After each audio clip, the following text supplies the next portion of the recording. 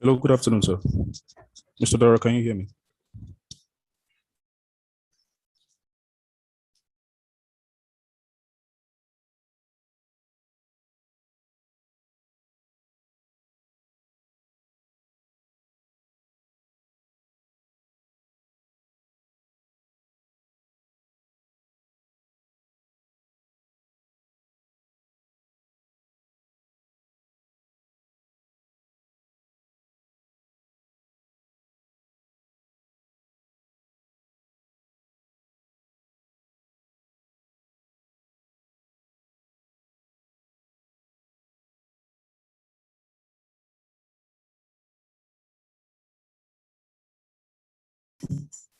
Hi, Michael. Good morning or good afternoon now.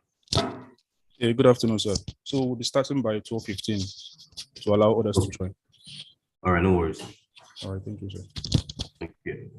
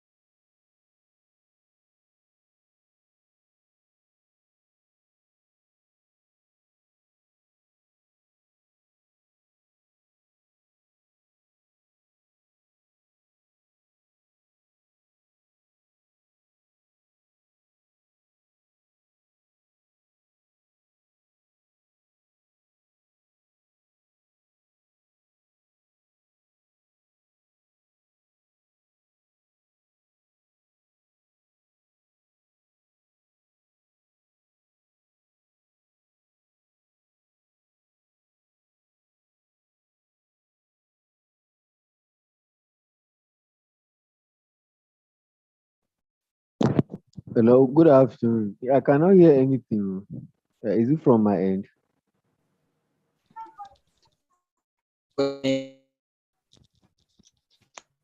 Hello, good afternoon, everyone. Sorry, apologies. We'll be starting by 12:15 to allow room for others to join. All right. Yes.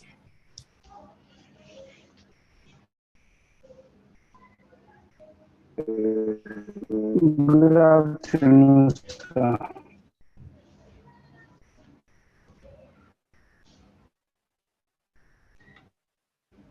Okay. Okay.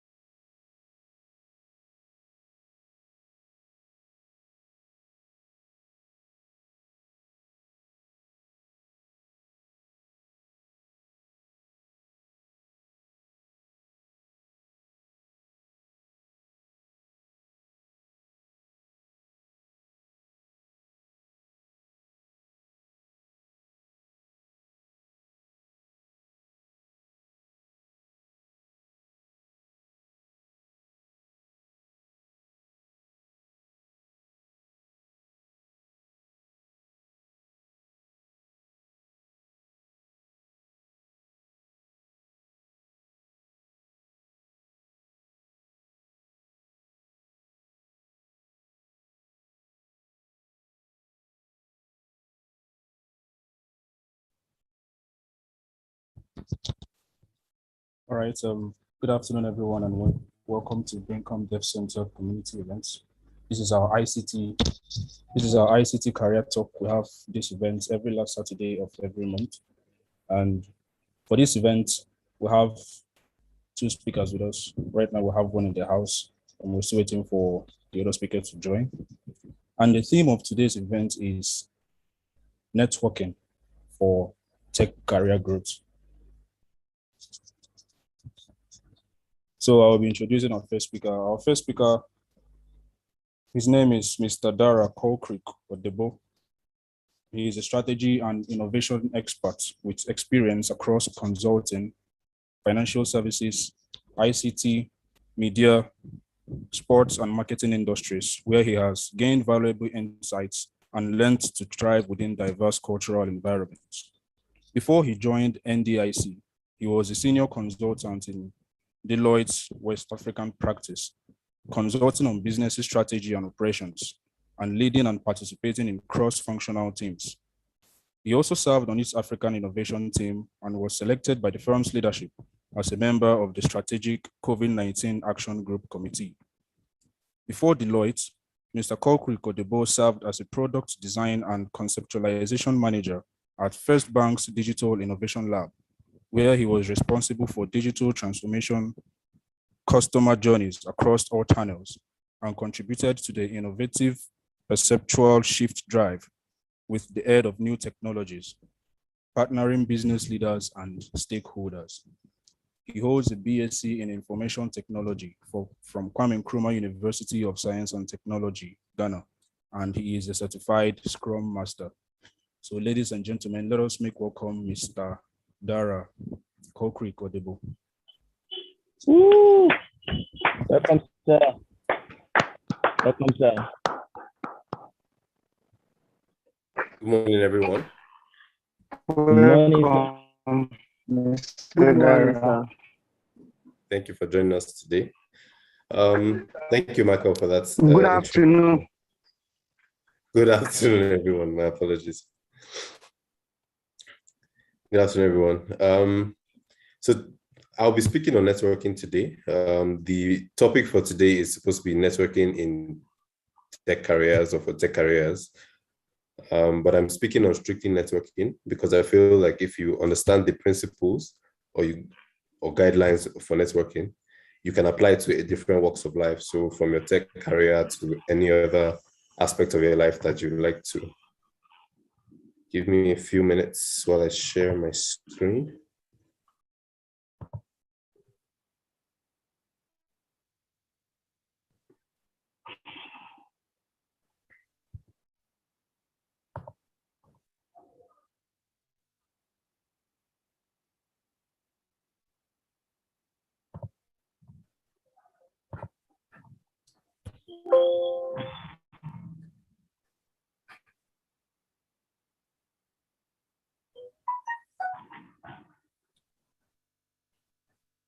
Can everyone see my screen? Yes, sir, you can see your screen. Yes, sir, we can see your screen. Yes, sir. Okay, so let me just jump right into it. Today it's going to be a very short presentation. Just go through what networking is, the day networking switched for me, the day that my perspective on networking switched forever. A summary of ways that we can effectively network, leveraging a network, and then I'll talk a bit about my networking experience, and then we'll conclude. If there are any questions, please just take them down. There'll be a time for questions after the presentation. So what is networking? To me, networking is simply building relationships. There's a lot of belief in networking being only career focused and as a tool to develop your career and grow. But networking can be building relationships with anyone. You can network when you take your car to the mechanic. You can network when you go and see a movie. You can network anywhere. So networking is simply building relationships. Earlier I mentioned, the day that it switched for me. During my service year, I was working in a financial institution, and just similar to this, we used to have knowledge sharing sessions at the end of the month, I think the last Friday of every month. And then that particular knowledge sharing session was taken by the MD of that organization, and he spoke about networking. He told a story that's really touched me and affected me and changed my perspective on networking. I'll try and summarize it and share briefly.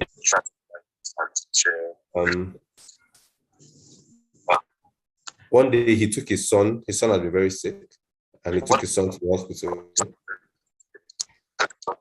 And after all the checks and, tests that were being run, a particular type of medication was prescribed for his son.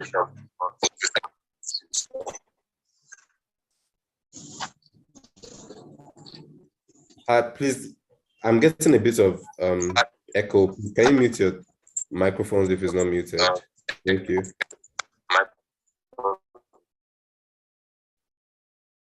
Thank you. Yeah, so his son got prescribed a particular drug, and on the way home, he just picked up his phone and, as he would like to do, discuss with a few doctor friends of his that he had developed relationships with over the years, and just placed a call to one of his friends and talked about what he was doing and how he said he likes to run the medical decisions that are taken when he goes to the hospital by his friends, because they're knowledgeable, they're doctors, and they're very esteemed in their careers. And after describing the situation with his son, his friend told him to turn around and go back to the hospital and ask the doctor that prescribed the medication for him to check the medication again, because apparently if they had given his son that particular medication, his son would probably not have woken up the next day. Having turned around and going back to the hospital, the doctor took a look at it again, apologized profusely, and administered a different type of medication for his son, who, as you can imagine, is healthy and enjoying his life now. That was something that was important to me, because as much as we think that our network is just to help us build a career, sometimes your network can save your life.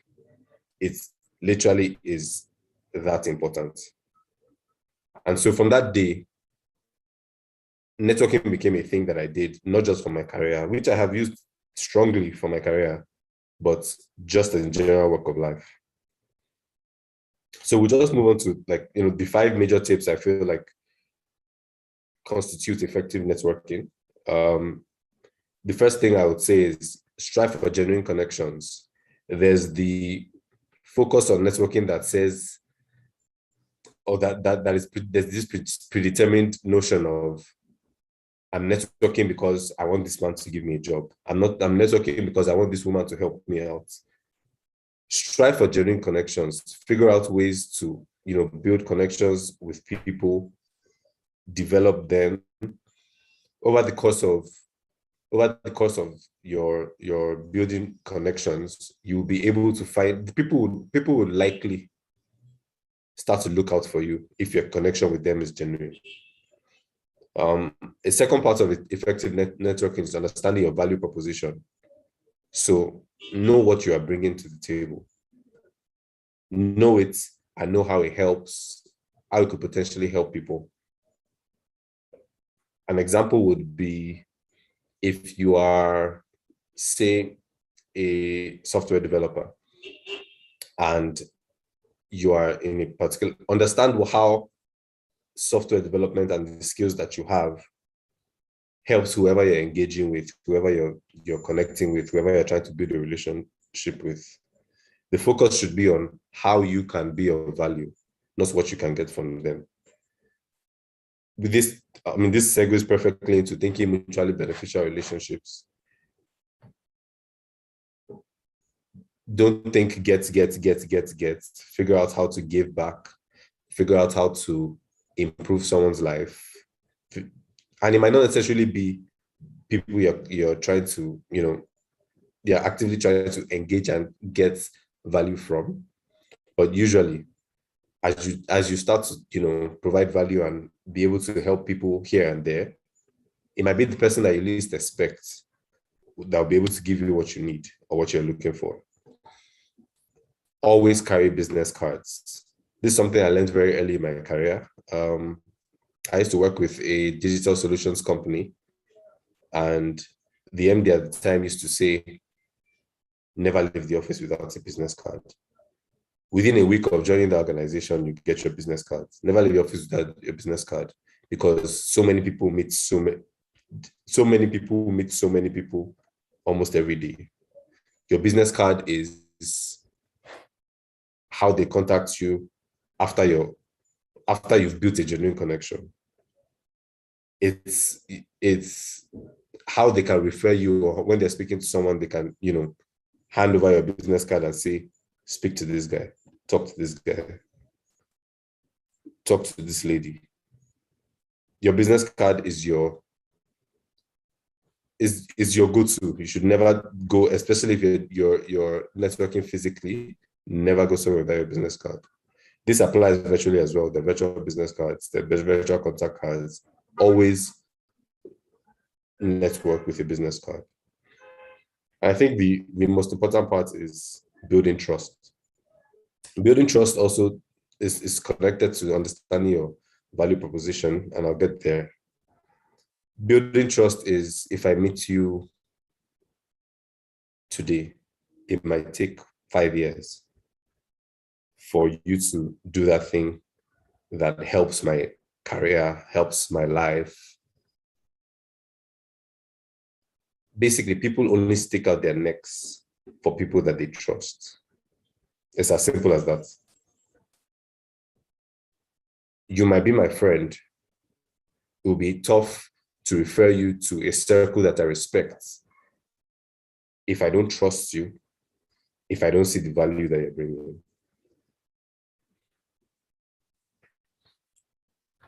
Now, there are different roles of people in your network, different types of people, and this can be anybody. This can, for me, for example, I am different things to different people. So I'll just run through the different types of people in your network and try to shed a bit of light on that. So there's the cheerleader. The cheerleader is the person that you speak to when you're feeling down. The person brings you emotional support, provides a listening ear. You can talk to the person, and the person just gives you that comfort and encouragement that you need. That's the cheerleader, always cheering you on. There are mentors. Mentors provide you advice. So a mentor is who you take decisions to. I have decisions to make. Please help. How do I go about it? What do I do? Things like that.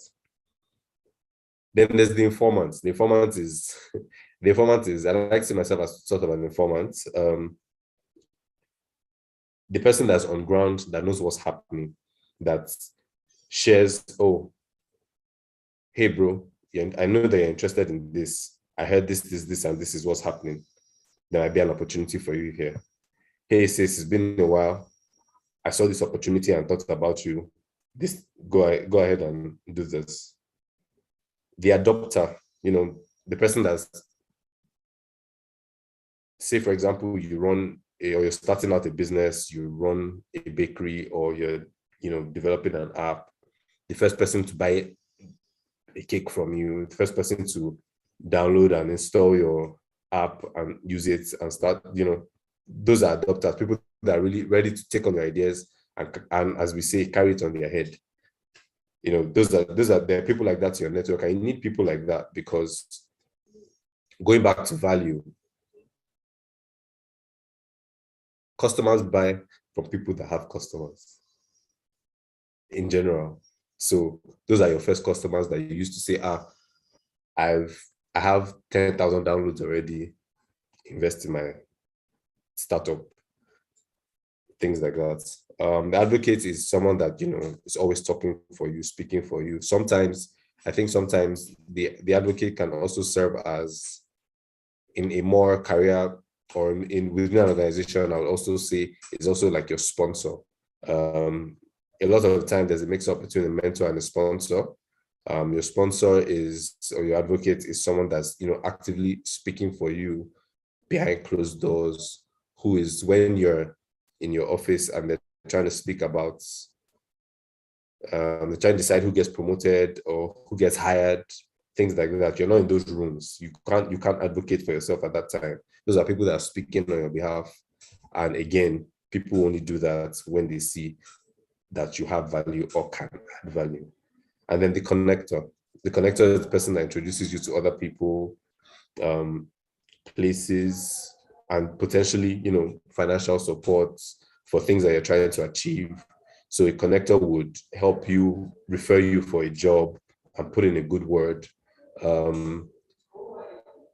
refer you to an investor and say, back this guy, I can vouch for him, things like that.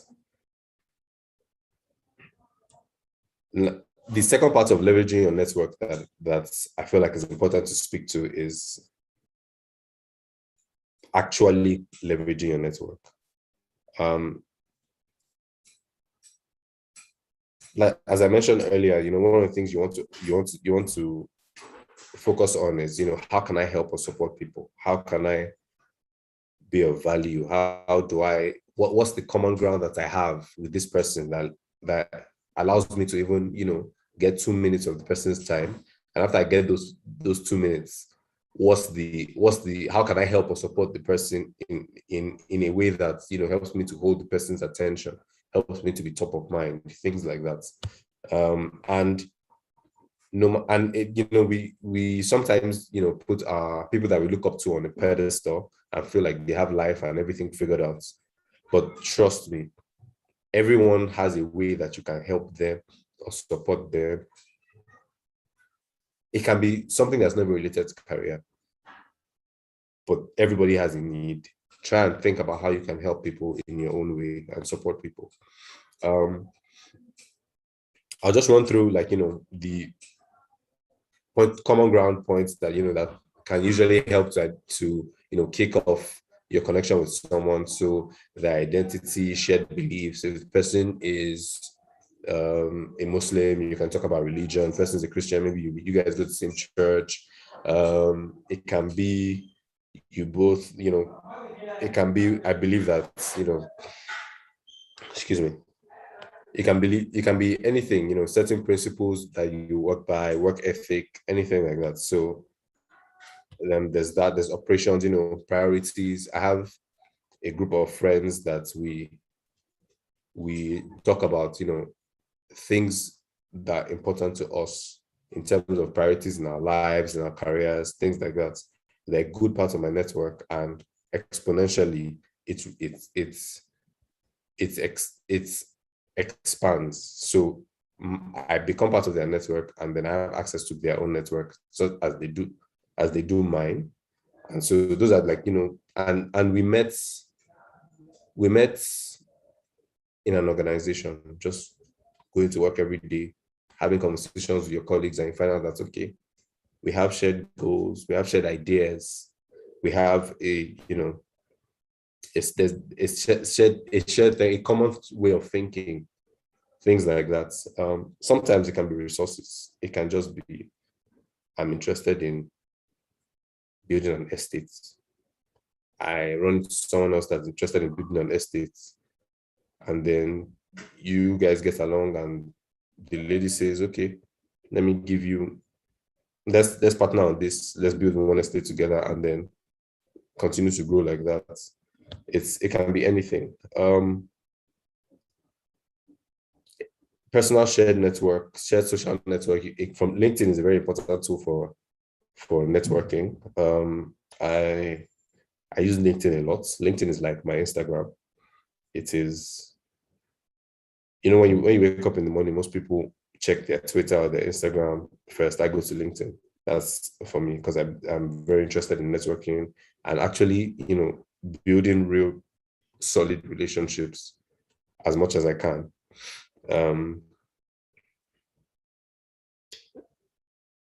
Knowing the right people counts in life. I can't stress this enough.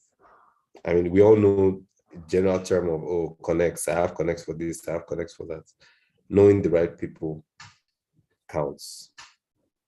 I've put this in bold. Actually leverage them. You'll be surprised the number of people that I speak to that have access to people, but just don't ask or just don't reach out to develop those relationships.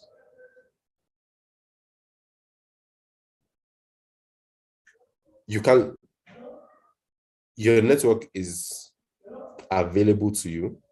If you don't use it, it's zero. Like, there's no point in building relationships and then you just let those relationships be there and you don't actually leverage them. Leverage your network. Leveraging your network can save you weeks and months and hours of unnecessary headache. It can be anything: career, life. Leverage your network. I'll talk briefly about, you know, my networking experience. I'm almost done. I think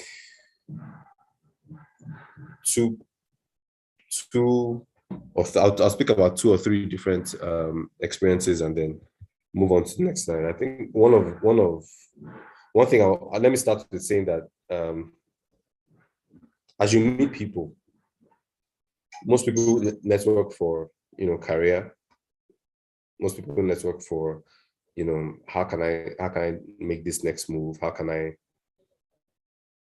get this job? How can I, you know, get promoted? Things like that.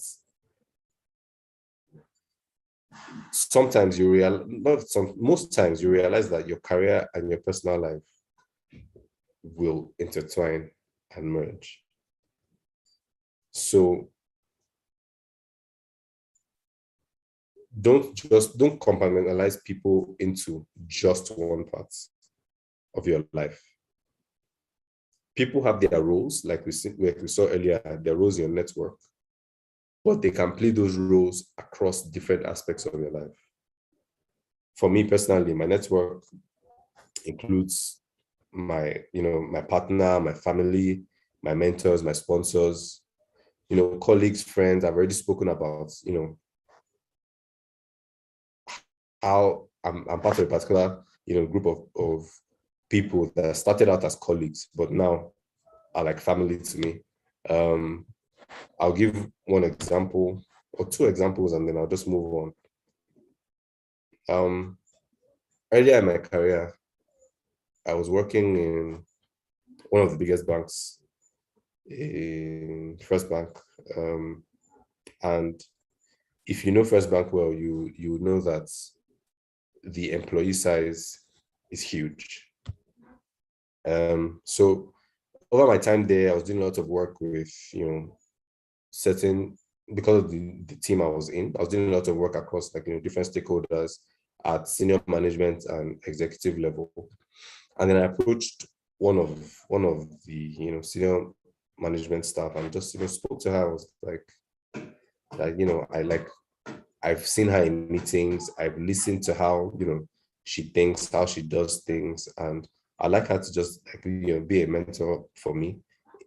Now, this started out as mentor in terms of guiding me within the organization, because in every organization, something to note is there's the staff manual and handbook, and then there are the unspoken rules.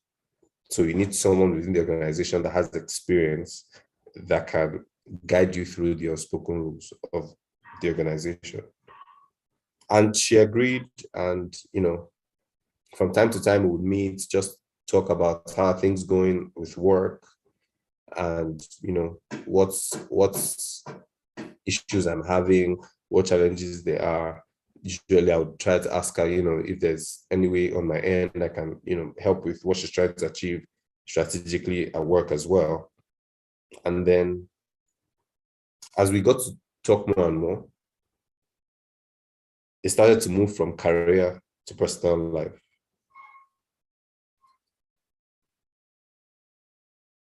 One day, I got a call from the MD's office saying they were starting a new strategic project in the bank, and they had chosen me to be on the team.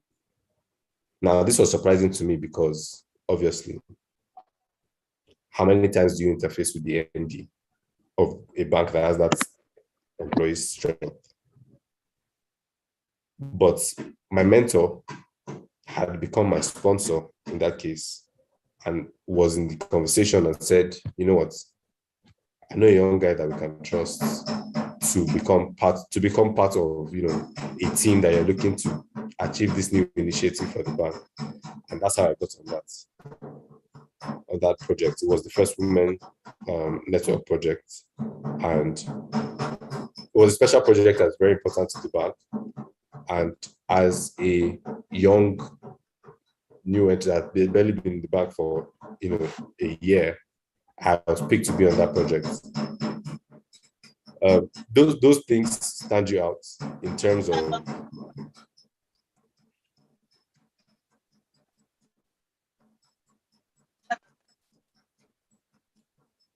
there's a loud sound. Can anyone hear? Hello? Yes, we can hear you, Am sir. I still audible?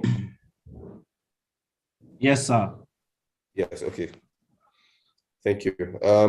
And so those kind of projects put you on the map for executive management. They're starting to look out for you. They're starting to watch the movements and see how you can grow within the organization. You start to stand out as a potential future leader in organizations like that. In terms of personal life, as time went on, that same mentor has become sort of like a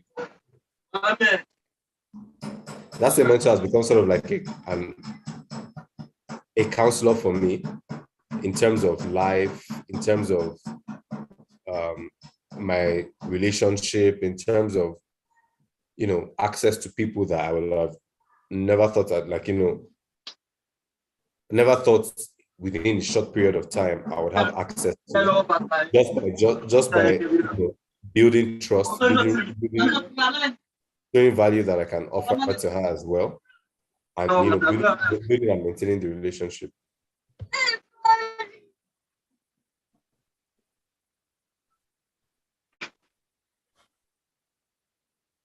Another of my mentors he's very popular as an HR leader. Is someone that I take career decisions to. I need to do this. I'm looking to achieve this. What do you think from an HR perspective?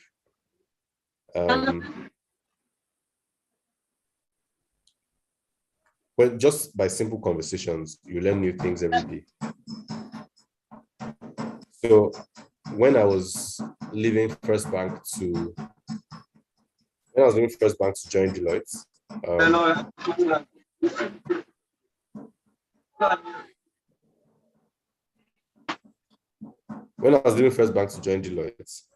I was able to, I engaged team. I had the conversation. This is what I'm trying to do. I had offers from, other organizations, and he taught me something new in the art of negotiation that till today blows my mind.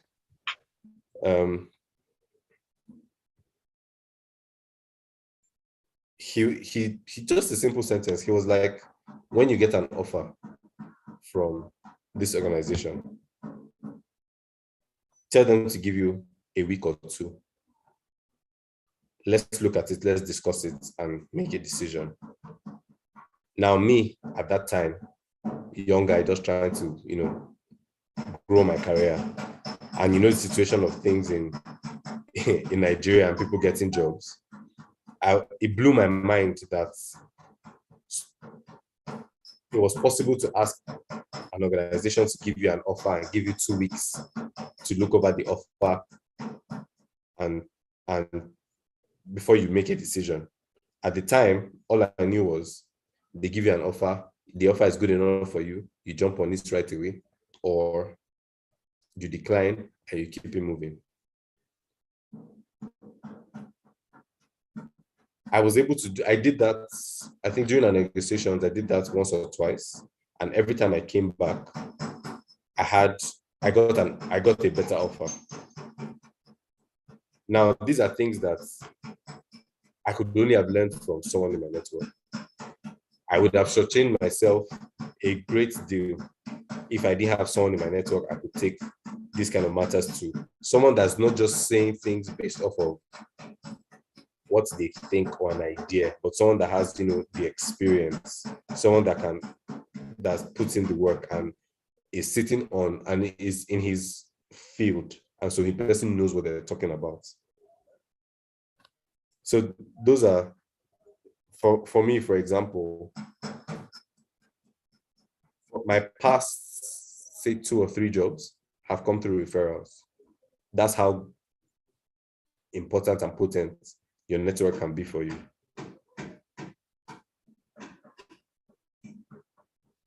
In conclusion, my 5 main points are very simple.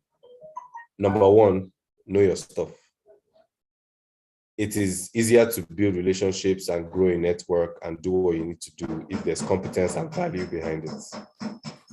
You know how to do what you say you do, and you provide value to people. Put yourself out there. Networking is about going out and meeting new people, be it virtually, be it in person. Meet new people, build new relationships. When you build those relationships, make sure you maintain them, you nurture them, you grow those relationships. Something I do quite frequently is maybe on a Saturday morning, scroll through my contact list, look through from beginning to end, look through people I've not spoken to in a while, just touch base. Hello, how are you doing? Hope everything is okay. Just touch base and speak to people, nurture relationships, grow your relationships. As you speak to people more, what you will find out is a lot of the time there are ways that maybe the person hasn't thought to reach out to you, but there are ways you can help them. When you find that out, help people. Everyone is important. Know their roles. Everyone is important. Know their roles.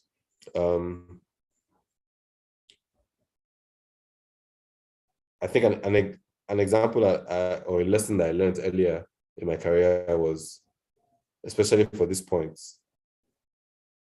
every single person is important. I'll give you an example.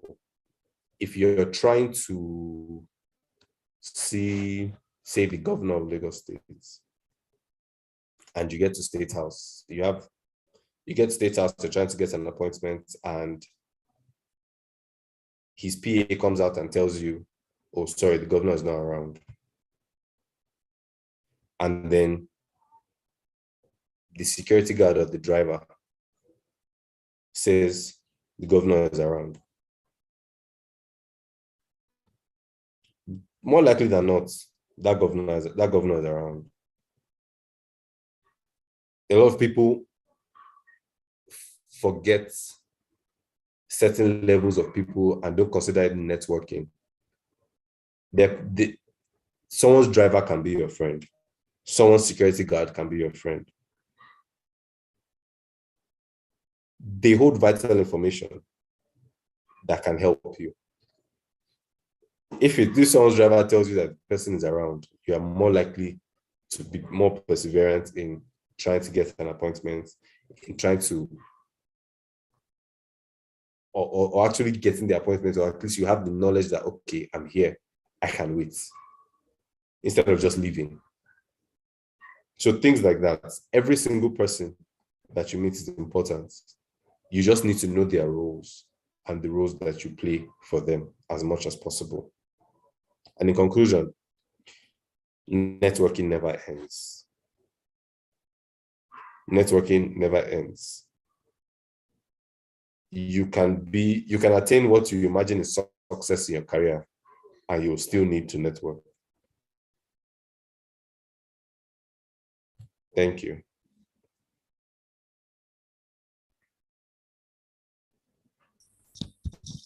Well, thank you very much, sir. Thank you very much, Mr. Dara, for that presentation. Although I did not get a full presentation, I was interrupted by network. We'll take questions after the presentations, after the second speaker has presented. I hope that's fine, Mr. Dara. Oh, yes, for sure. Okay, thank you very much. And now on to our second speaker. His name is Mr. Babajide Alaka. He is the writer, journalist, developer, and design thinking enthusiast. As the head of strategic marketing at Precise Financial Systems Limited, he delivers insights, especially online, and strategy that helps drive community building. He ensures efficiency in propagating PFS as a tech-driven solutions company with experience in designing and deploying financial software solutions. The business goal is to make PFS and all her offerings relevant to daily living. Relatability is a great story, and fluency is a great story asset. He spent 3 years from 2002 to 2005 as both developer, project implementation, and support before returning to PFS in 2018 as a business development personnel. He then spent August 2019 to August 2020 at Stanford University, Plato Institute of Design Thinking. He writes sports for Premium Times, and he is developing a company called Chat House to help startups in their critical online messaging. Mr. Jide lives in Lagos, is married to Motunrayo, and they have 4 children. Ladies and gentlemen, let us make welcome Mr. Babajide Alaka.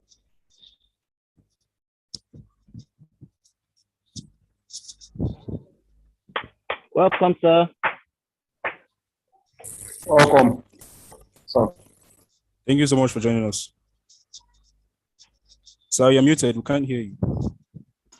I'm so sorry. I was kind of afraid when you were reading all those things. I was wondering if you were really talking about myself, but it is okay. How are you doing, everybody? Fine, sir. Nice seeing you. Okay. Fine. I listened to Mr. Odebo's presentation, and because of the time that, and I've been trying to, I've had some challenges getting online today. I do not have a presentation. I wrote a lot of things down that I wanted to talk about, and I didn't want to take away from it by. I know that people in this room are just ready to receive the meat of why we are here. So I would just say that, guys, just take your time and jot down some of the things that I will talk about. Okay, so first things first, my own truth is that I am the product of networking, totally. Where I work right now, like Mr. Odebo said, was a referral, and it came because of something that I had done for some people before. The company I'm trying to create, it's coming out of what my network have told me over time.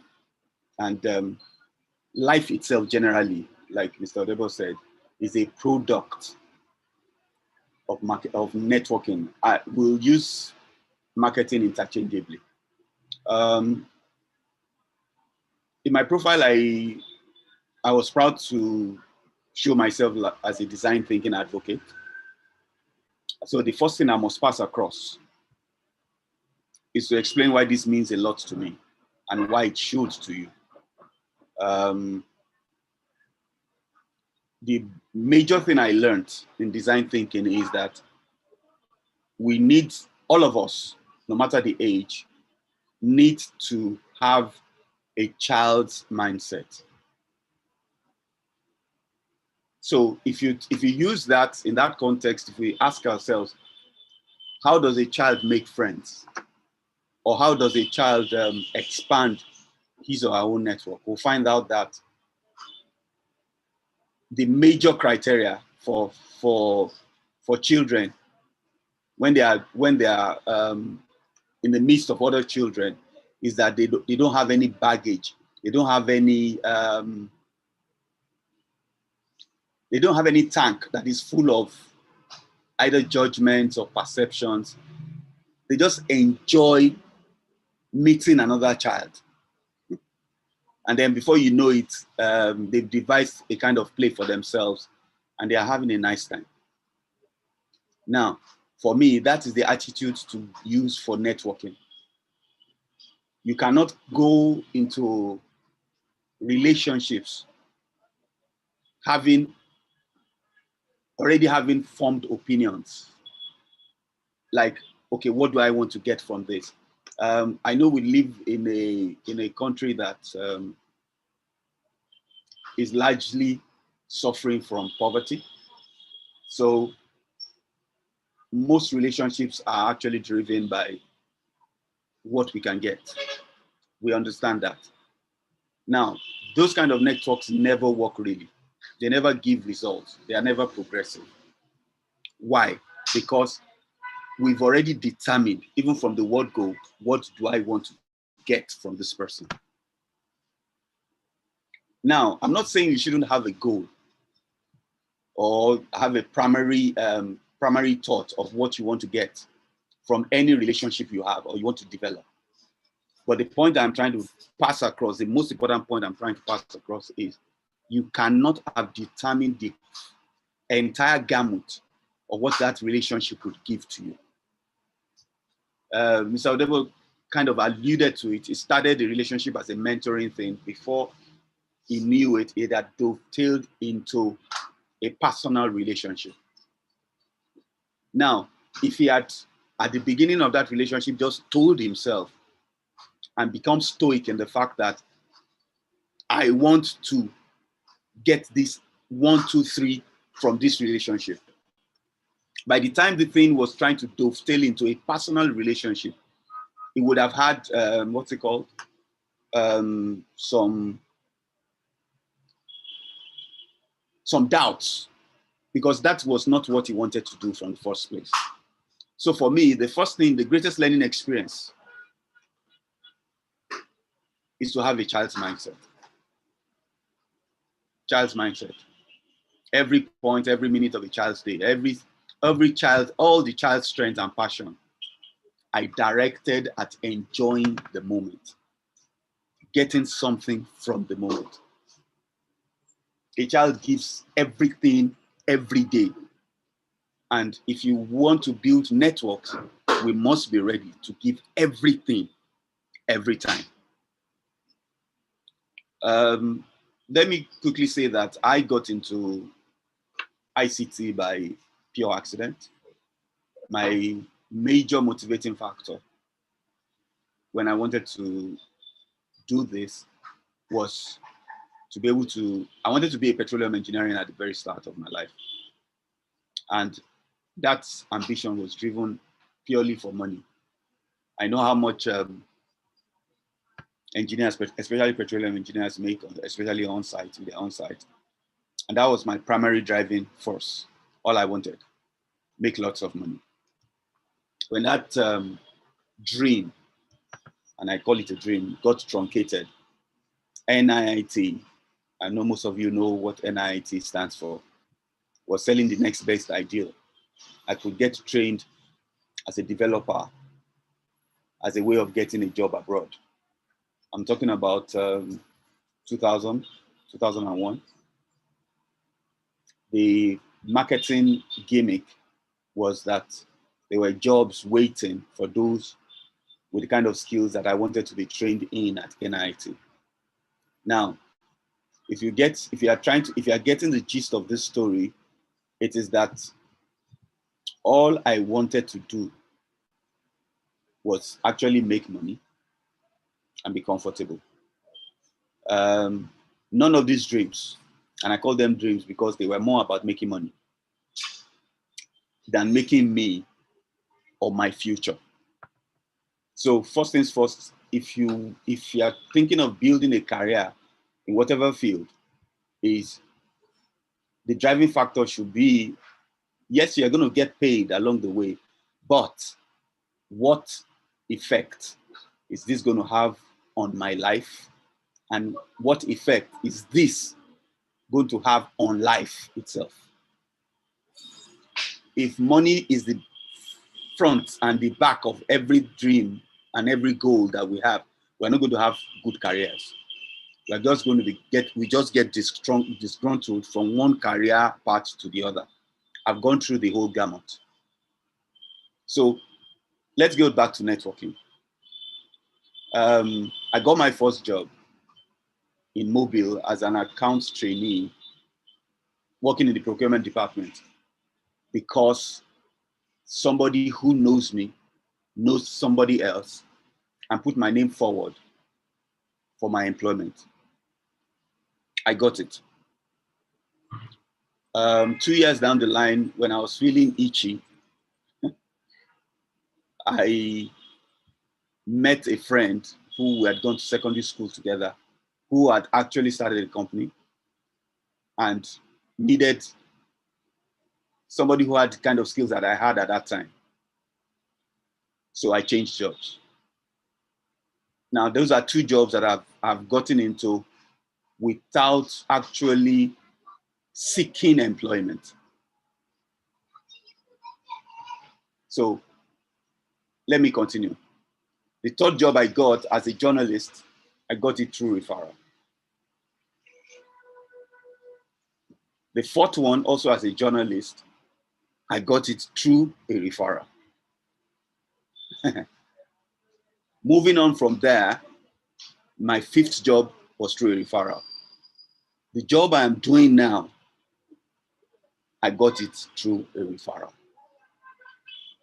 Now, one thing Mr. Odebo said, which must resonate in all of us, is that I had the skills for the jobs I was taking for.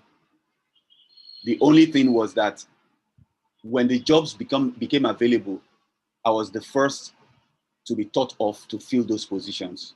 So I didn't need to go through any rigorous recruitment process. Now, those networks have kept me where I am. They've improved my life. They've allowed me to chase my goals. So first things first, if we break it down, when you say career, and we say you want to develop a career, you never have to listen to other people's stories. Yes, they are good as history and as talking points. You need to develop your own story. You cannot go do a job because somebody else said they like doing that job. Let's digest that a bit. You cannot go develop a career because someone else, maybe close to you, someone you like, someone you look up to, has developed a career in that path. You need to ask yourself those simple questions. Is this something I would continue enjoying for the next 20 to 25 to 35 to 40 years? Because I don't think you ever stop being in a career. If it is one you enjoy, you never stop. You don't talk about retirement. It's not about being retired. So, yeah, in the first instance, when I joined ICT, I was a developer, kind of. I learned coding. I got certified Microsoft systems developer. But there was something missing. So I asked myself what that is. I've always enjoyed writing. So if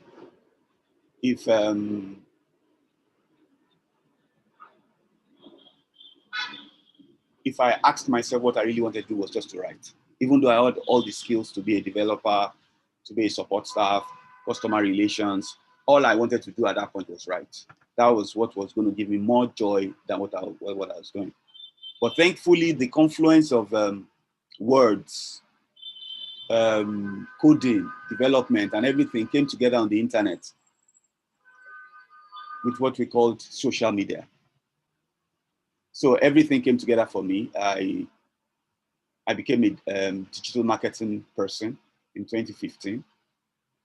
I started enjoying creating content for IT, which was a very prosaic kind of environment. But where I'm going to is that even when I decided to change jobs from being a developer to becoming a journalist or a writer, it was my network that was already formed that helped me. You know, when you're changing careers, you need more, what's it called? More help. Let me put it like that. More help to stabilize where you're going to. And I got that through my network. When I decided to invest in digital marketing, I also got that help from networking, getting our first clients in the company that I and someone created. And so when I decided also that, what's it called? Digital marketing was more like, was becoming more like PR. And the work ethics were not something I wanted to continue to employ for my life. And I needed to go back to core IT environment. It was this same network that I had developed over 20 years that afforded me the opportunity to merge my dreams. So now I am a strategic marketing personnel in a tech-driven company, but I'm not out of place because almost all along the way, I've had networks created over 20, 30 years guiding me along the way, showing me this is what you do next, this is how you go about it, this is the next thing you can do. So for me, when they said I should talk about networking here, I had to tell myself that networking is about life. You cannot, from family to marriage, to church, to community, to friends, that network, that array, that web is what makes you who you are. Do not go into this kind of relationships having a preformed idea of this is what I want to get from this. So for me, those are the things that is the most important thing. Do not get into a relationship or into a circle because of what you want to get from that circle. It is much better, what I've learned, and I'm telling you practically now, to always be thinking of what you want to give first. What can I give? What can I add? You will get things back. That is for sure. But you must never get into developing your network because of what you want to get. It is always better to develop it by what you have to give. We've combined everything now, and I do not want to bore the room. I would love to answer as many questions as possible. And I actually believe that we learn more when we ask questions. And even in answering the questions, that is when I also gain insight into what is actually needed in the room. So let me just pause here and ask for questions from the room. Thank you very much. All right, thank you, sir. So do we have any questions from anybody?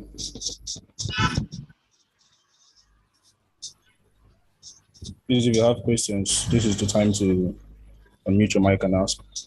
Okay, can you hear me? Yes, I can hear you, Victor. Okay, good afternoon. My first question goes to Mr. Dara. Is this still? Can you still? Hi, Victor. Okay, good afternoon, sir. Thanks for the presentation.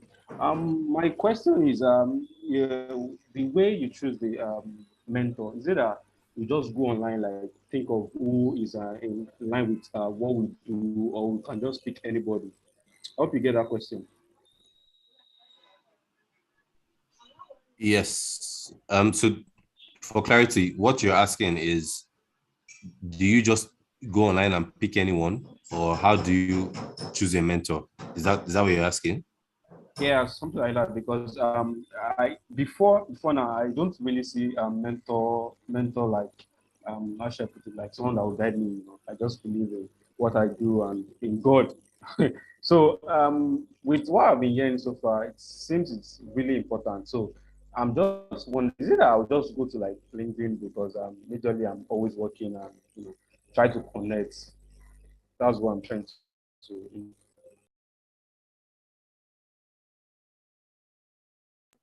Okay. Hi, Victor. Can you hear me? Yes, I can hear you.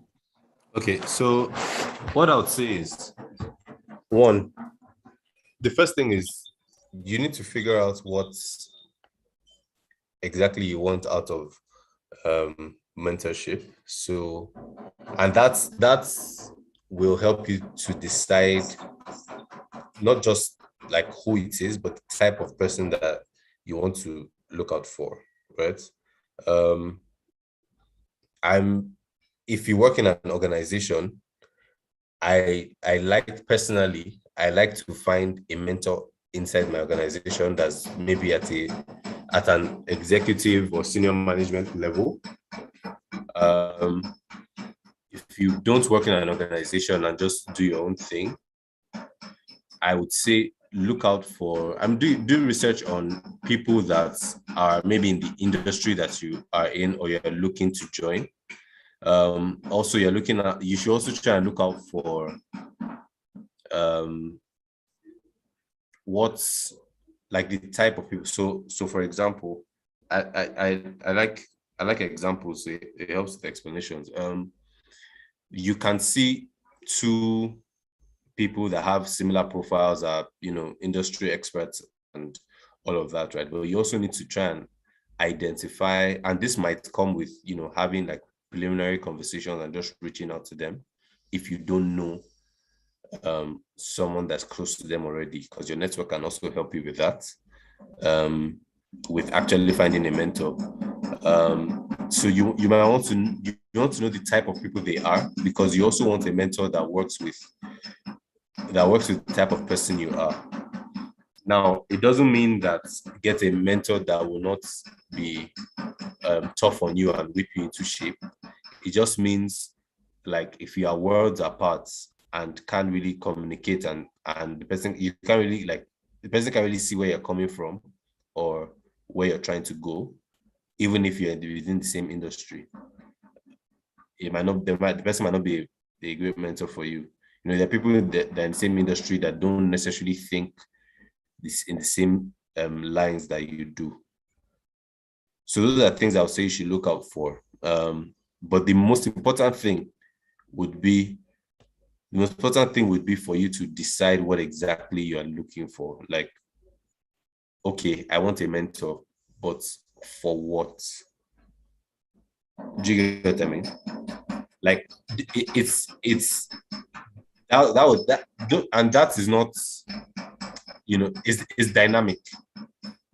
It's dynamic. So what you want the mentor for right now is what you need to decide. It doesn't mean that cannot evolve as time goes on, but you need to know that would help you in different ways. Because, like I mentioned, for example, one of my mentors that's in the HR space,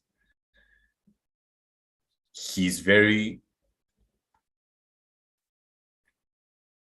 open, receives well. It's somebody I can talk to on a day where, I can say, I saw something about a company that he works with, and I feel like, this thing is not right. This should not be done. This. I can tell him clear how I am. That's the kind of person he is. you can free your mind, as it were, without being rude, obviously. And he receives it, and then you have a conversation. Do you understand? There will be mentors that are in that same space that when you talk to me, you must say Masa Dobale. So identify that person that you are, what you're trying to achieve, and then, go for it. In terms of LinkedIn, I would say try and connect with as many people as you can.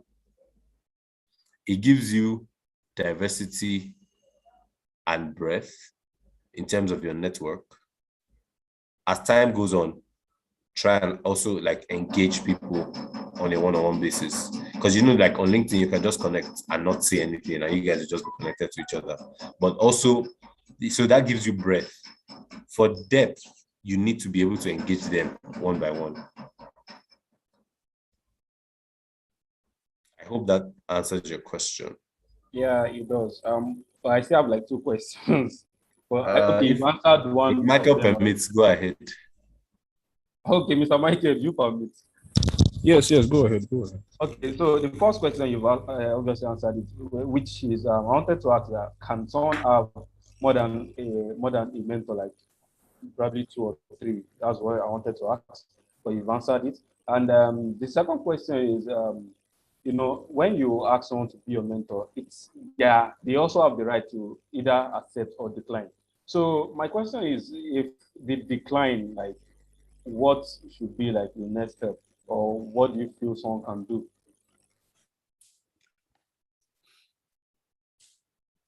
I think, can you hear me? Yes, I can. Okay. So in my experience, what I found is that people that I asked to be your mentor hardly say no. Sometimes, don't get me wrong, that doesn't mean they're not saying no. Sometimes they say yes and then are just not available for you. As far as I'm concerned, that's also saying no, but in a nice way. Right? So that's something to also gauge. But in terms of answering your question, so give me a second, please. Let me see what I can do about the sound that's coming from my end.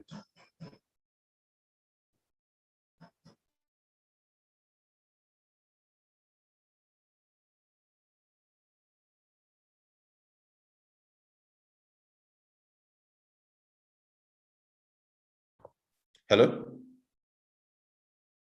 Yes, I can hear you. Okay, awesome. So in terms of, I think if you get a no from a mentor, I would say maybe ask why. It can be that the person genuinely knows that they don't have time. It can be that the person doesn't believe in mentorship. It can be for different reasons. Again, all these need to be done with, respect.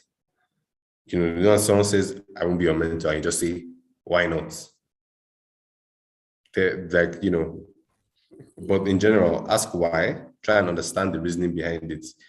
If it's something that you can maneuver, so for example, if the mentor says they're not sure they have time and there's no way to sort of fit you in the schedule, if it's good enough for you, you can also offer, okay, I'm willing to be available at your convenience. So that if the mentor says, instead of we meet every Thursday or twice a month, the mentor can hit you up on a Friday evening and say, it looks like I may be free tomorrow. Are you available? If that's something that works for you, that's something to offer. Do you get? So if you can, not everybody will give you a reason, if I'm being honest. But if you can, get a reason and then figure out a way to sort of work around it if it's possible. If not, there's not much you can do because you cannot force someone to be your mentor. Right? So that's another important part. You can't force someone to be your mentor. And if people are if your mentor is, even if they give you a reason like, I don't have time, unless you feel like, without this person, I can't grow, or you need a particular, you need something in particular or some sort of wisdom or knowledge from that person, I would advise that you have like, mentors that have time for you. I have mentors that have gone as far as inviting me to meet their spouse, hang out with their spouse and their friends. These are people that are much older than me. Do you understand what I mean? So, Yes. so you want people that actually have your time. You want people that when they're thinking, what am I doing tomorrow, Sunday? Let me call Victor. Maybe we can have a quick lunch. Do you understand what I mean? Obviously, on your own end, you need to also do, like I said earlier, maintain, nurture relationships, grow them. But there also needs to be like that willingness from their own end as well as the time. Because a lot of people actually want to, because earlier I also thought this time thing was like people just didn't want to. A lot of people want to, but when you look at their schedules, you're like, God, they genuinely don't have the time. So, yeah. Okay, thank you. I really appreciate that. Mr. Michael, Yes, Victor, do you have more questions? does anybody have a question before I go ahead? Question. Well, you can go ahead with your questions. This is a moment for questions. You can go ahead with your questions. Okay, my question is about to Mr. GD. Is this here with us? Yes, I am. Okay, thank you. The question is, when you're talking and you're talking about getting referrals, the job you're doing that you're referred. Yeah. Okay, so my question is, because me, I'm kind of the person that sometimes I kind of find it hard to say no. Like even if the thing they are referring to, if it's something you don't like how would you go about like, I'm sorry, I can't do this, that's what I'm trying to say. Okay. Hope you get the question. Yeah, I get it. First things first, I also want to stand on what Mr. Odebo said. When you cultivate a relationship, the best relationships are when people understand your no and understand your yes. They know that whether you have agreed to or agreed not to is not a power play, it's not politics. If you have gotten to that stage with your relationships, then you can tell people yes or no without them being offended. Does that answer your question, please? Yes, it does. Thank you. All right. Okay, sir. Mr. Jide, a follow-up question. What if, let's say, okay, we understand that one is still trying to build his career, but a particular opportunity comes by and you're not so sure about it, or maybe it's not something you're comfortable with, and you've not gotten to that stage, like you mentioned, where you can say yes or no. How do you deal with that kind of situation? Well, well, I have a secret weapon, but it's not something that you want to teach all the time here. I first of all pray about many things. That's what I do before we talk about other relationships. Now, I have particular friends and mentors who I can say the truth to. And I think that's the major thing you are trying to ask, Victor. It's the truth. They must know you as somebody who is truthful. Do you understand what I'm saying? If they have not gotten to that level of relationship where they are still asking themselves, why are you asking the question you are asking? We have relationships like that. When they ask you a question, you start to think inside you, why is this person asking this question? Is it a trick question? But when you've gotten to a particular level with your mentors and friends in your network, they are not second guessing you. When you ask, I've been offered this job as strategy manager in Stanbic, but I don't think I have the wherewithal to be able to manage that job and do it exceedingly well. And the person that has actually referred me is expecting me to agree to take the job because he believes he's helping you in your own career. The truth is to go back to that person and say, please, why did you refer me for this job? What did you see? What have you seen to refer me for this job? Why are you so sure that I can do this job? Maybe you need to hear that. You know, most of us doubt ourselves. So that is a normal for a normal human being. If you are not narcissistic, you will doubt yourself. Sometimes you think that this is over my head, I can't do this. But you just need somebody to say no. Maybe this is example 1, example 2, example 3. I believe that if you do this job for the next 6 months, you will have everything you need to make it a success. Maybe you need to just hear that to move on. Or you need to tell the person your own fears. This job, I think it needs this. Maybe you list 10 things and you say, I'm missing 7 things. I don't want to go and embarrass myself there and embarrass the relationship we have. I think I'm not ready for this. Like I said, everything is about that truth.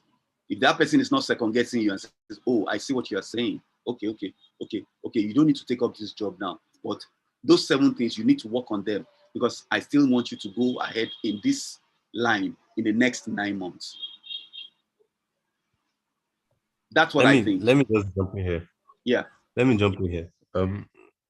I wholeheartedly agree with you. I think that term is imposter syndrome, where thank you so much. Yes. Where you feel like you are not able to do what's been set out in front of you. It's everyone deals with it. Like I think that the advice is perfect. Run it by, sometimes just by even me that I'm speaking now. It happens to everyone, and I didn't know that for a long time. It happens to your mentors. It happens to their own mentors, and on and on and on like that. Even Dangote, let me use as an example as wild as that, will have imposter syndrome at one point or the other. It is what it is, right? So speaking to people that actually know you, and sometimes I like to say, don't just, because you're building a network, right? Don't just surround yourself with yes men, people that you do something, in truth, is 6/10. When you come out, everybody's telling you, guy, no, man, 10/10 without any doubts. You won't be able to improve. You know where your shortcomings are. So using that and going back to what Mr. Jide said, speak to people that are referring you about these things. You know, why do you think I can do this? Or if it's the other way around, where people feel like you can't do something and you can do it. One thing that's really good is, instead of trying to explain why you can do something or not, show that you have or can do it. It clears every doubt, even for you. Even as for you, it clears your doubts. So if you some just going a bit further, some organizations like to give case studies as a tool for interviews. It's basically, if you can do this, this is what you're going to be coming to do our work every day. So if you can do this and deliver it yourself, you know that you're good, whether or not you thought you were good or not before. For things like that. So yeah, just adding to what Mr. Jide said. Also, please, Mr. Jide, is Kokrik Odebo, please, not Odebo. I'm so sorry. No worries. I'm so sorry. Yeah. No worries. Thank you. Thank you, Mr. Jide and Mr. Dara. Does anybody have any other question? Because I have like 2 more questions to ask before Mr. Jide continues. Does anyone have any question? Any question from any other person?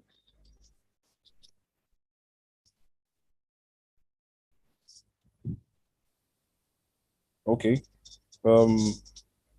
If there are no questions from anyone, I think I should go ahead with my second question. The second question is this, and I'm not directing it to a particular speaker. Any of you can answer it, Mr. Jida and Mr. Dara. So anyways, I don't know if this question has been answered by either of your presentations because I was interrupted by network, but I just want to ask, when building a network, should you concentrate on people in your niche, or should you just spread your wings and then like get to know people all around in every circle of life? Okay, let me quickly jump in before Dara comes. Like I said, you do not close your mind because you do not know even how your help should be in the next 2, 3, 4, 5, 10 years. So for me, the network you should have are of responsible people. They can be in any niche. Yes, you want to grow yourself in your own niche, which that means that you are going to intentionally look out for people who will help you in that niche, but do not close your mind to others coming into that space to help you. You might, like I said, I changed jobs.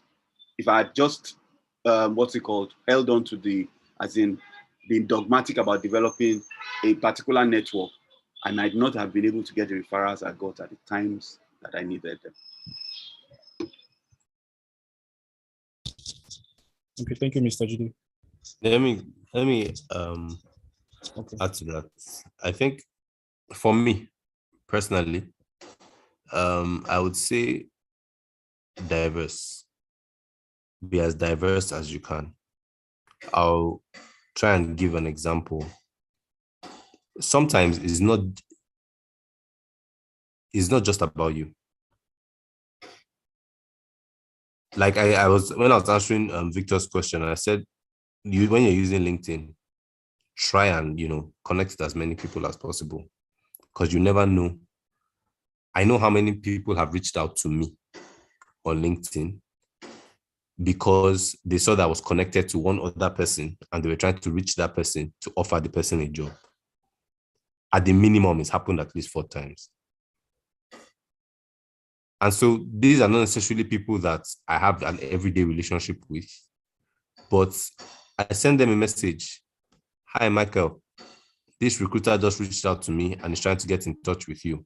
Do you mind sharing your personal number or your email? That's all. Now, that conversation I might not have a conversation with that person again for the next six months. But also, like something Mr. Jide said earlier, you need to understand like what, as you're doing what you want and what you need for yourself and for your life, you also need to remember and ask yourself, what impact are you making as you go along? I have helped, as far as I'm concerned, that means I've helped somebody to improve in their career. Do you know how many lives that has touched? You might not think about it, but you've helped that person. You've also helped their spouse. If they have children, you've helped these children. If they have, you've helped their relatives. You've helped their parents. Do you understand what I mean? And it can be for anything. This is just an example. So go diverse and as much as possible as you can, because you can't have personal relationships with 30,000 people. But as much as you can, get some depth in terms of just, hello, how are you doing? Thank you for connecting. This is what I'm interested in. If you're interested in this too, we can talk. It doesn't have to be telling everybody your life story or anything. Just connecting and seeing what mutual interests you might have. That's basically it. All right, thank you, sir. One more question. Mr. Jide spoke about before you try to get to know people, or before you try to get into something, don't always think of what you can gain or what you can offer. So my question is, for a startup, say someone who just chose a career path and you know little or nothing about it, and let me just use the phrase, you're in the position of still getting because you don't have much to offer. So how do you put yourself out there? How do you do that, bearing in mind that you still have to offer something, but at that point in your career, you have like not a lot to offer? Very, very, that's a complex question. But let me do my own practical way of answering it will be to say that everybody has something to give. It might be minuscule, but there's something to give. Case in point, you hear that somebody you want to develop a relationship with, maybe their company or something is doing something, an event or something. You reach out to the person and you ask that, oh, I can do this for you free of charge. I've always I've looked at you as somebody I want to develop, but I want to give this to this event. If you would just let me, I don't want anything. I just want to be able to give. I'm just using that as an example. If you think hard enough, well enough, there's something you can give. Like I said, though, that doesn't mean that the person will say yes immediately. But you are the one that's looking for something. So for me, when I'm looking for something, I don't care how many no's I kind of receive. I will just continue looking. Because what I want is that I want to do something for you. I don't want anything from you. So my mind is clear. It's not that I'm doing it because I want to receive something. No, I'm doing it because I like you and I want to be in your network. Does that help?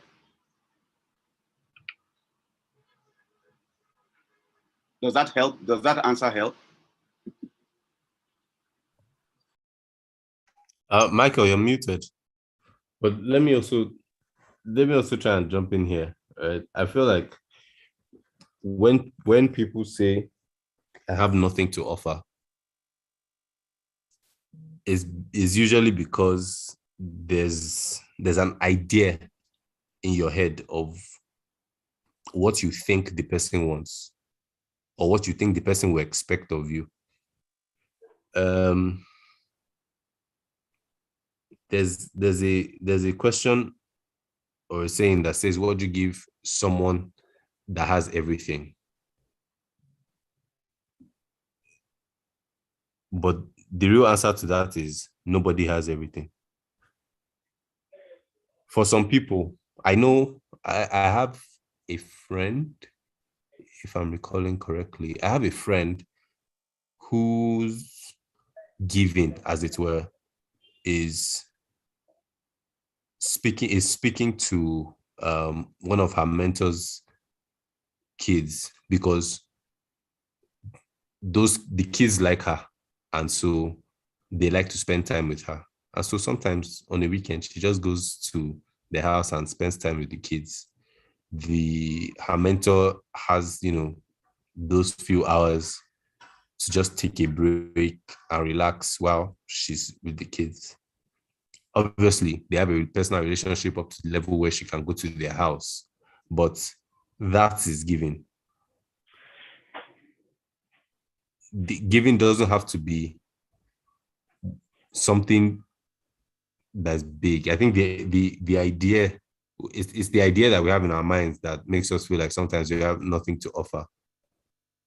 The people that you think that you don't have anything to offer, the simplest thing that you can do is what might be missing from the life that they're living. And you have that, but you are taking it for granted because to you, it doesn't really mean anything. So sometimes, even conversations, I like to message people and say, like, when we're having conversations, how can I help? What can I do? If you're sharing this with me, what do you need? How can I? It's because you never know. If you try to decide by yourself what this person wants and I'm not able to give to them, but you actually don't know unless you ask. So I think that's a misconception that a lot of us have or start out with that can really be dispelled. Just have a conversation.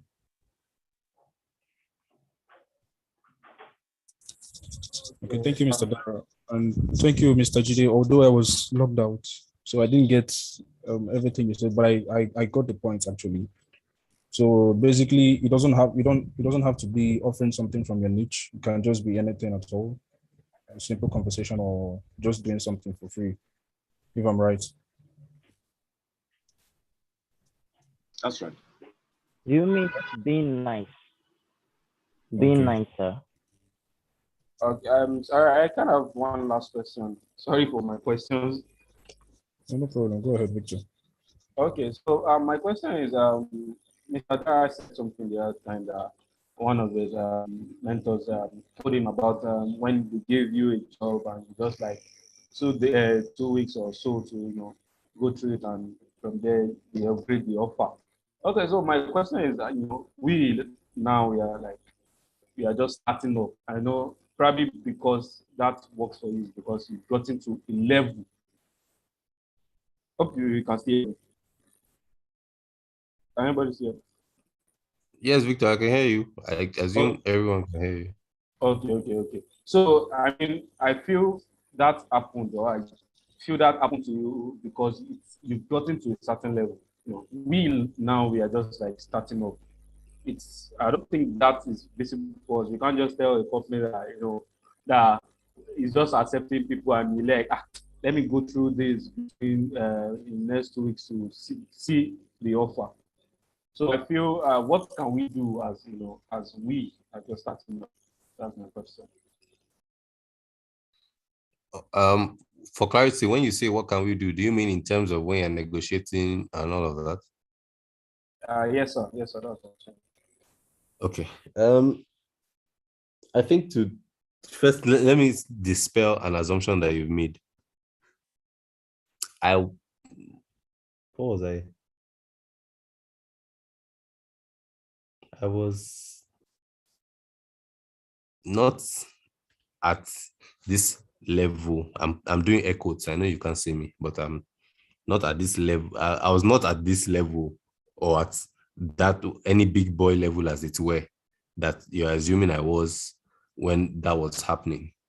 I was just someone that was working, just a regular guy trying to do better in their life and career. Right? So it was not even a thing of oh yeah, a particular level. So that's what's so it worked for you. If you recall, I mentioned that even me at the time, I would say maybe akin to how you are thinking now, I was shocked that was even possible. I remember when he told me, I was like, boss, if I tell them to give me 2 weeks and they say they're not doing a game, what will I do? Right? So let me just dispel that. This applies to anyone. Now, in terms of what you can do, for that, I would say you have to have the mindset that you are willing to walk away if push comes to shove. That's a very important part for me. Again, like I need to stress very much that what I'm saying now is a personal thing, and is not a playbook to use for negotiation and stuff. Personally, there are certain decisions that you can take and risk if you are willing to walk away from your negotiations. I like to say ask for what you would like to earn, not what you think they can pay you.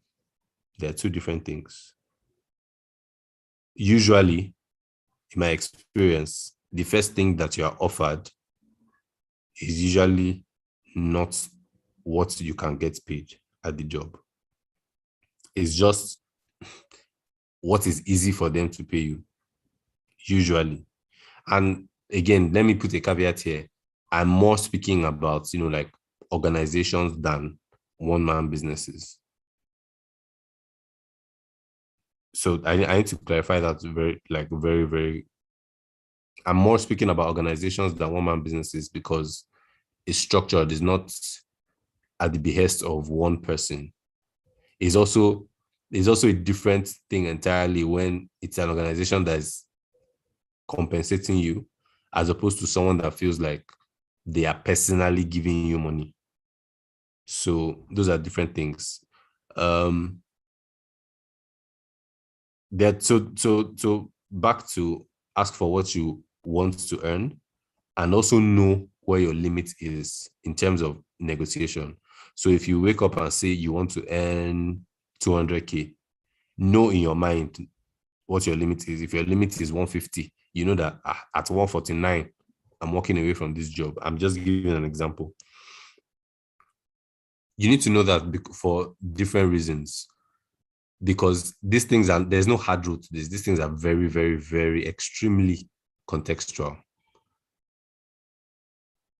You can be in the position where you're just taking a job so that you can have something to do, and you are working, and then that sort of helps you to build experience, and then you can move on to another job. You can be in a situation where if you're not earning a particular amount, they should not disturb you. You rather stay in your house. Everybody's situation is different. So I don't like hard and fast rules for things like this. Let me give you two of my experiences. And then I think you need to decide on a case-by-case basis. Not even because it's not even different for people. There was a time in my career, actually, I think I was just starting out. Yes, I was just starting out. And I was so adamant that if I'm not getting paid 100,000 naira a month, I'm not leaving my house. There's no point. I'd rather be jobless and keep looking. That was my context at the time. As I went on, when I started working,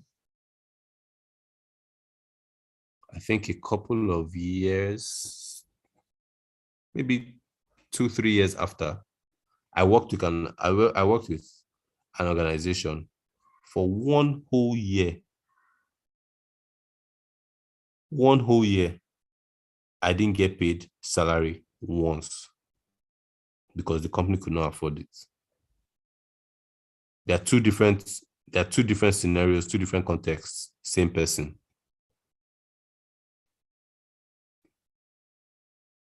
So just to show you the difference in situation, there's no hard and fast route to negotiation. What I'll always say though is ask for what you want to earn and know your limits. And I'm emphasizing that because as human beings, right, compensation and money, especially when it's career-wise and it's pay for work, is very dynamic in terms of perspective. If somebody gives you, say, 5 million naira a month today, it will look like big money. In 3 or 4 months, you start thinking, this 5 million, is it okay? I'm sure. I don't know if you get what I mean. So those things Yes, are very dynamic. And, yeah. So accept an offer that does not make you regret waking up and going to work every day. And that's your ideal situation. If you don't have a choice and you are just, so I'm trying to cover all the bases properly because I don't want anybody to take one side of it and run with it and make a bad decision. There are people in the context of start with 25K, work until you can gain experience and move to a better job. There are people that don't want anybody talking to them if it's less than a certain amount.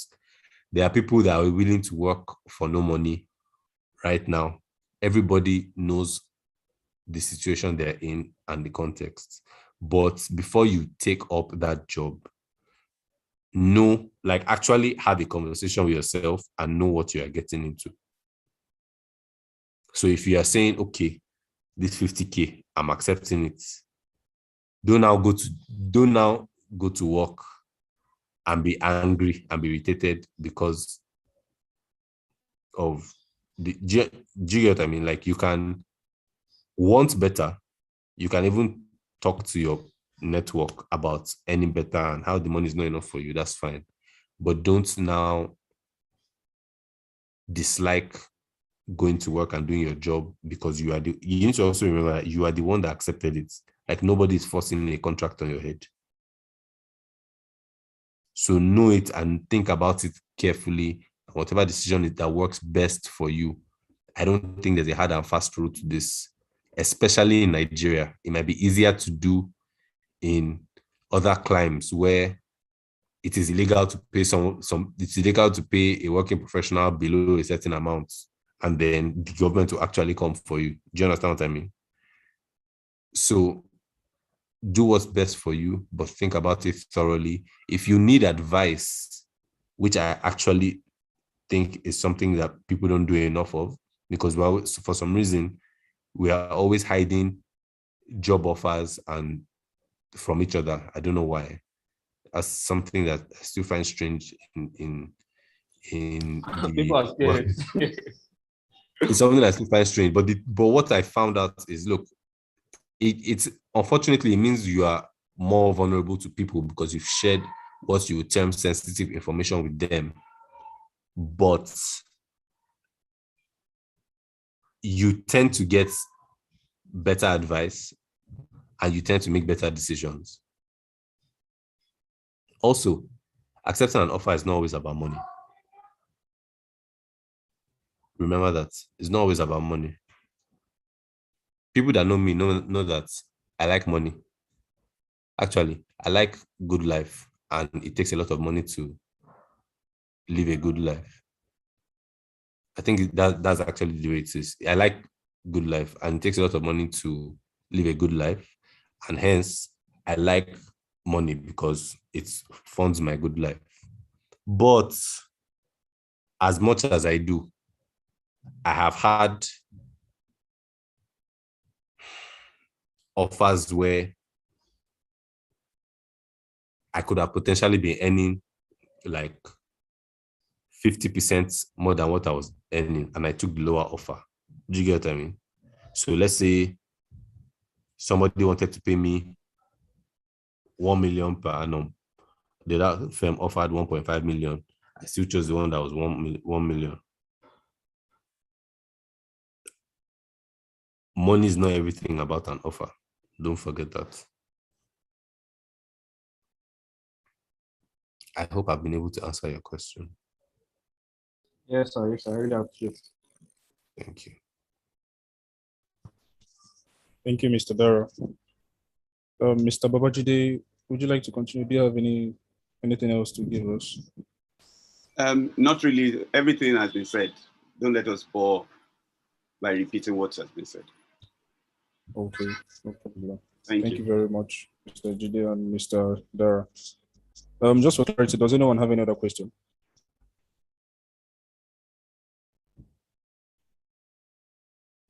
Any questions from anybody before I move to my presentation? Okay. So if we have no questions, I would like to make a presentation right now. So give me a minute, let me share my screen.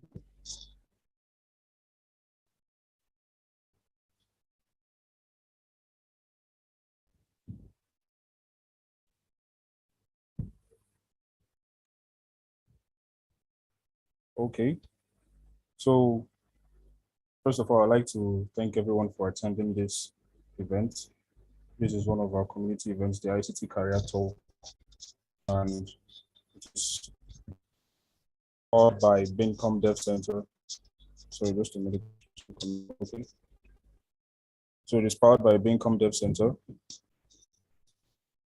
And Bincom Dev Center is a multi-location based training and development center, technology resources and technology solutions. We have a number of services and we have locations in various places. We have, first of all, virtually near you, we have a location at Yaba, Lagos State. We have a location at Oyo State, Kano State, Kaduna, Ogun, Delta State, and we have plans in place to extend to many other places.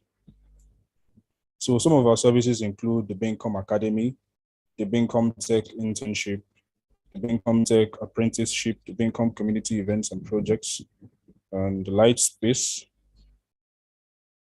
We have the Bincom Global Tech Program, we have the Immigrant Program, the Bincom Mentoring Platform.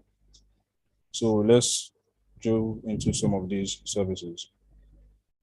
First of all, we have the Bincom Academy, which is an intensive training program sorry. It's an intensive training program facilitated by Bincom Dev Center. So each technology or application development class is typically 4 weeks of intensive training, during which the participants will go through training, and it undergoes a Montessori approach. So we'll have a number of classes available, as you can see on your screen. We'll have the Python, mobile app, PHP, foundation, and so on.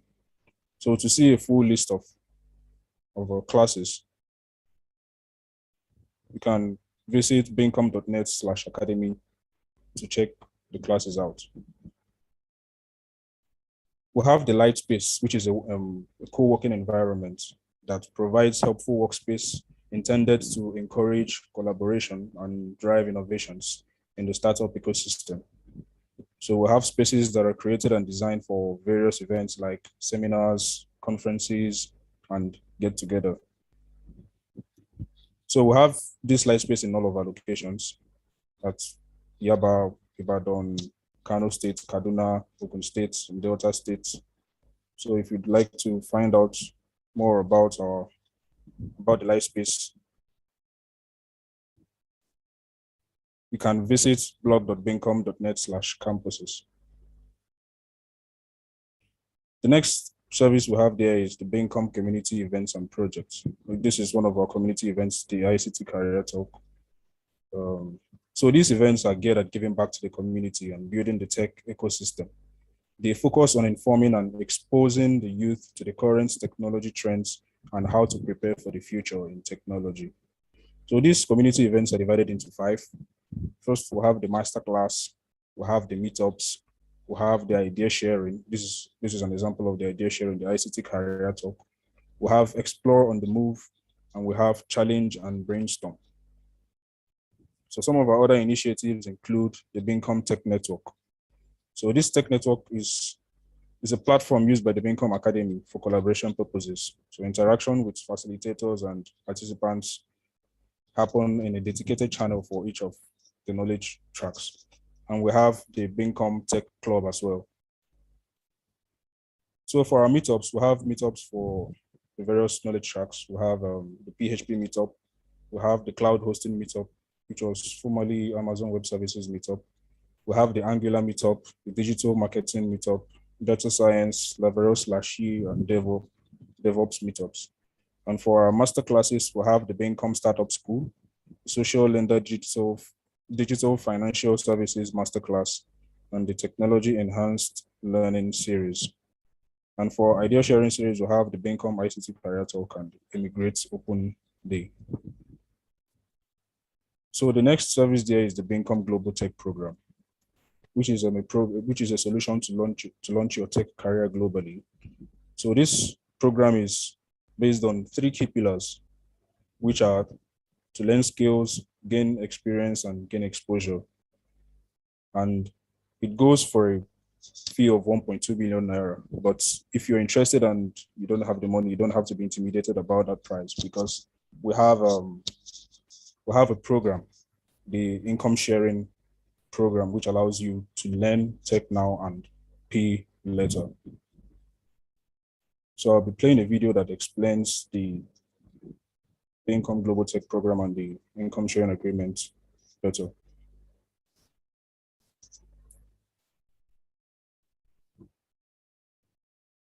What are the things you need for this program? All you need is your laptop device, a hunger and a passion for IT. Those are the core tools that you need. The total cost of the Bincom Global Tech Program for the period of 1 to 2 years is just 1.2 million naira. But you don't need to worry about that, because it gets better. We have various financing options to help you cover the cost of the program. So you don't need to have any money to even apply or be admitted to the program. One of the financing options that are available for this program is the income sharing agreement. What that simply means is that the company will sponsor your learning. So you would learn for the period of 1 to 2 years, and you only start paying back when you get a job and you start earning your income after this program. This means that aside from skills, experience, and exposure, the company is also willing to invest its own money on you. That's a total package. What are you waiting for? You need to go on our website, bincom.net global tech. You need to register and then launch your global tech career. I'm sure that the tech world, the tech industry is waiting for a great talent like you. Thank you.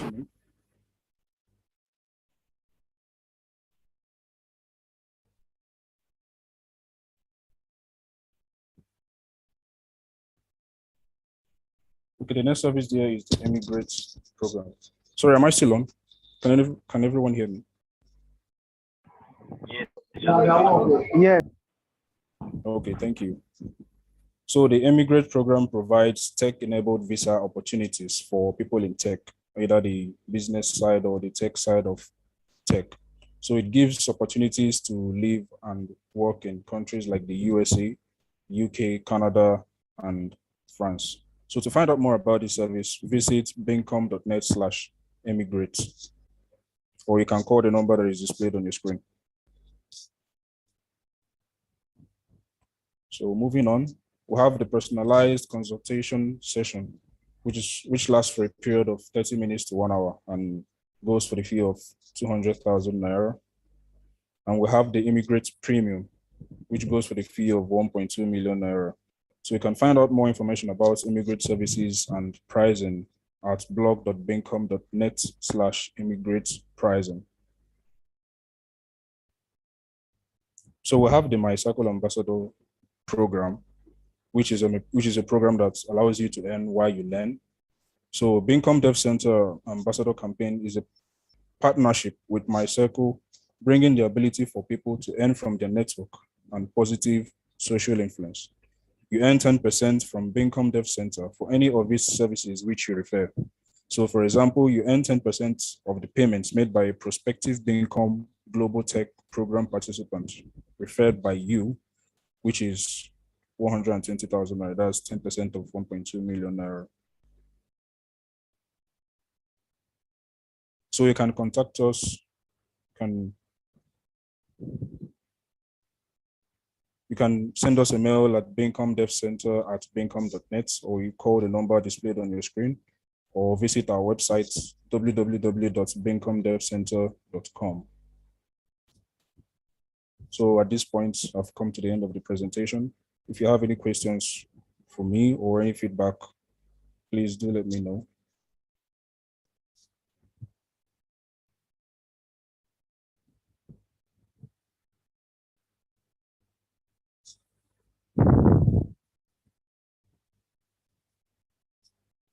Okay, if there are no more questions from anybody, at this point, I would like to thank very much our speakers, Mr. Babajide Alaka and Mr. Dara Kokrik for making our time to be with us today.